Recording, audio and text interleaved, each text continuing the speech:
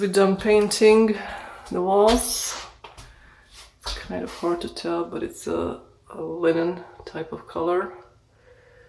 Very light yellowish. It's not quite white. There's a difference between the ceiling being white and the wall is a little bit of a linen color. So we've done all the walls except for 2 closets. And we haven't done the stairways yet. We'll just leave that last. Here's the master bedroom. Looks pretty good. Here are the measurements as far as where the lights are.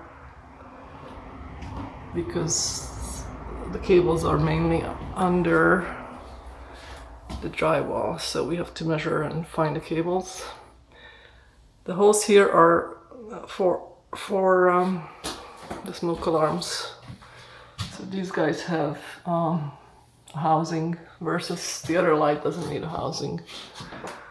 Here's a smoke alarm, and of course the bedroom has a smoke alarm, and we got 2 downstairs, I believe. Let's take a look at. Yeah, we only have 1 on the other side. So the kitchen's gonna also have recessed lights, 1 in the middle and 1 closer to the working area over the sink. And then there's gonna be a light, 2 lights. Oh no, just 1 light in the dining room here. And here's another smoke detector. And there will be 2 recessed lights here in the living room. So it looks pretty good. That's all we got done so far. The electrician will have to come and put in the plugs, wire them all up, and the switches. And we are going to talk to people about the cabinets for the kitchen. That should be done shortly. And we still have to do the floors. So for the next couple of months, there's going to be a lot of work to be done. I'm going to have to frame out the windows. It's probably going to have the 3-inch frame around every window, and then the plumbing has to be done